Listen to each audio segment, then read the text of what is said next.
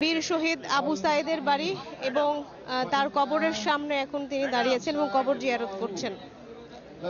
আপনি দেখতে পাচ্ছেন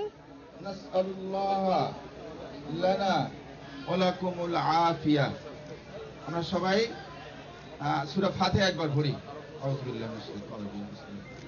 এই মুহূর্তে কবর জিয়ারতের প্রথম যেই কাজ সেটি চলছেন। উনি কবর জিয়ারত শেষে আবু সাইদের পরিবারের সঙ্গে দেখা করবেন, তারপর এখান থেকে চলে যাবেন রোকেয়া বিশ্ববিদ্যালয়ে। আবু সাইদ রোকেয়া বিশ্ববিদ্যালয়ের ইংরেজি বিভাগের শিক্ষার্থী ছিলেন, যিনি গত 16 জুলাই বৈষম্য বিরোধী ছাত্র আন্দোলনের অন্যতম একজন সমন্বয়ক ছিলেন রোকেয়া বিশ্ববিদ্যালয়ের, এবং সেখানে আমরা দেখেছি কিভাবে পুলিশের গুলিতে একেবারে সামনে দাঁড়িয়ে তিনি নিহত হয়েছেন।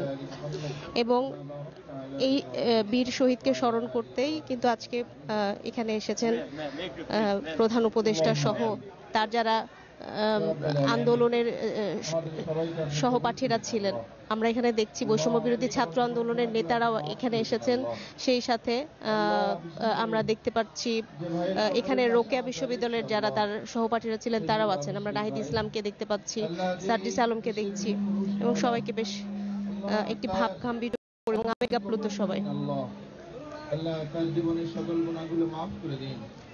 আল্লাহ তাকে জান্নাতের উচ্চ মাকাম তুমি দান করে দাও। আল্লাহ আল্লাহ সেসব এই ছাত্র আন্দোলনে আল্লাহ যারা জীবন দিয়েছেন, আল্লাহ মেহেরবানি করে তাদেরকে তুমি শাহাদাতের সম্মান দান করে দাও। আল্লাহ মেহেরবানি করে তাদের সবাইকে তুমি জান্নাত। এই মুহূর্তে আসলে মোনাজাত হচ্ছে এবং মোনাজাতে আবু সাইদের বিদেহী আত্মার মাগফিরাত কামনা করছেন সবাই।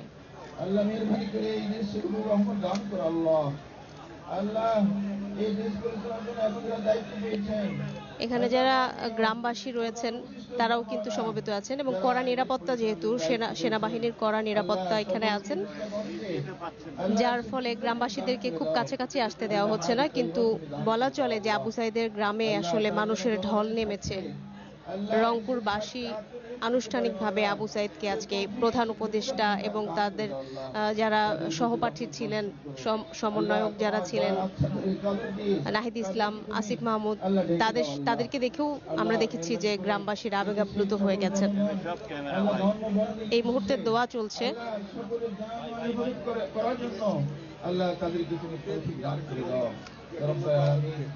এই দেশকে দুর্নীতিমুক্ত, অনাচার মুক্ত, সমৃদ্ধিশালী, বৈষম্যহীন কল্যাণকর রাষ্ট্র হিসেবে তুমি কবুল করে নাও। আল্লাহ আল্লাহ আমাদের সবাইকে কবুল করে নাও, এই দেশবাসীকে কবুল করে নাও। আল্লাহ সাল্লাল্লাহু তাআলা আলা খাইরি খালকি মুহাম্মদ ওয়া আলা আলিহি ওয়া আসহাবিহি আজমাইন। আমিন বিরহমাতিকা ইয়া আরহামার রাহিমিন। আসসালামু আলাইকুম। মোনাজাতটি শেষ হলো। কবর জিয়ারত শেষে প্রধান উপদেষ্টা ডক্টর মোহাম্মদ ইউনূস তিনি আবু সাইদের পরিবারের সঙ্গে দেখা করতে তার বাড়ি অভিমুখে যাচ্ছে আমরা দেখছি।